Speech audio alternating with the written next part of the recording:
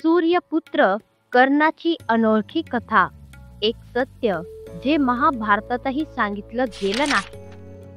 तो होता सूर्याचा पुत्र, पण त्याने जन्म घेतला होता एका अविवाहित कन्येच्या पोटी.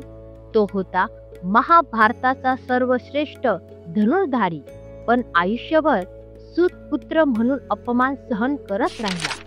तो होता दानशूर, पण त्याच्या दानाने त्याचं मरण निश्चित झालं. मित्रासाठी सर्वस्व दिलं, पण आईने त्याला शेवटच्या क्षणी ओळखलं. आज आपण उलगडणार आहोत एक अशी कथा ज्याचे खरे रूप महाभारतातही संपूर्णपणे सांगितलं गेलं नाही. सूर्यपुत्र कर्णाची अनोळखी गाथा. महाभारताच्या सुरुवातीला कुंतीला ऋषी दुर्वासांकडून वर मिळतो. तिला कोणत्याही देवतेला आवाहन करता येईल असा वर मिळतो.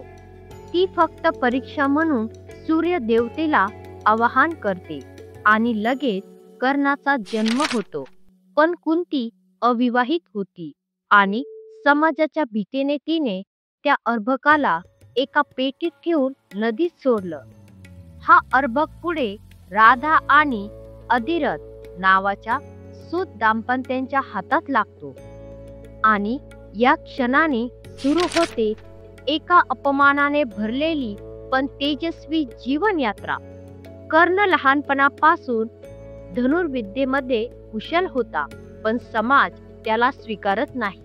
गुरु द्रोणाचार्य पांडवांना शिकवतात, पण कर्णाला नाकारतात कारण तो सूतपुत्र आहे. मग कर्ण जातो परशुरामांकडे, पण तो त्यांना फसवत आहे असे वाटून परशुराम कर्णाला शाप देतात. तू जेव्हा हे शस्त्र वापरण्याचा प्रयत्न करशील तेव्हा ते तुला आठवणार नाही.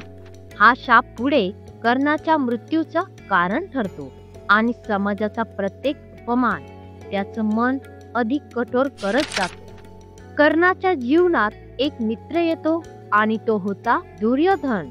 दुर्योधन कर्णाच्या सामर्थ्याला ओळखतो आणि त्याला अंग देशाचं राजपद देतो. ही मैत्री खोटी नव्हती. दुर्योधनासाठी कर्ण नेहमी राजाच होता आणि कर्णासाठी दुर्योधन मित्र. पुढे द्रौपदीच्या स्वयंवरात अर्जुन येतो आणि विजयी होतो, पण कर्णाला केवळ सूतपुत्र म्हणून अर्जुनच काय द्रौपदीने नाकारलं.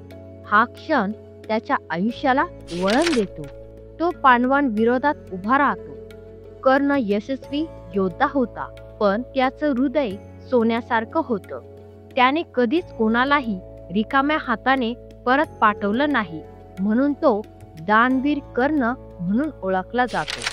युद्धाआधी भगवान इंद्र यांच्याकडे ब्रह्मास्त्र विरोधी कवच आणि कुंडल मागतात. कर्ण तेही देतो, कारण तो शत्रू पाहत नाही, दान पाहतो आणि म्हणूनच स्वतःचं संरक्षण गमावून तो स्वतःला मरणासाठी तयार करतो. युद्धाआधी कुंती त्याच्याकडे येते आणि सांगते, तू माझा पुत्र आहेस, तू पांडवांचा मोठा भाऊ आहेस. कर्ण हादरतो, पण तो उत्तर देतो, आई, तू मला वेळेवर ओळखलंच असतंस तर कदाचित आज मी वेगळा असतो, पण आता मी दुर्योधनाचा मित्र आहे आणि मैत्री मोडणं मला शक्य नाही. कर्ण त्याग करतो, स्वतःच्या जन्माचा, भावनांचा आणि वैयक्तिक विजयाचा. कुरुक्षेत्रात कर्ण आणि अर्जुन समोरासमोर उभे राहतात. भगवान श्रीकृष्ण अर्जुनाचा सारथी असतात. युद्धभूमीत कर्णाच्या रथाचे चाक अडकते. कर्ण ब्रह्मास्त्र विसरतो. परशुरामांचा शाप खरा ठरतो. कृष्ण अर्जुनाला आदेश देतो, कर्ण निर्बळ झाला असला तरी तो धर्मविरोधी आहे, त्याच्यावर प्रहार कर. अर्जुन बाण सोडतो आणि सूर्यपुत्र कर्णाचे वीरमरण होते. पण त्याचं अंतिम वाक्य होतं, मी कोणालाही दोष देत नाही, मी माझ्या मार्गावर ठाम होतो.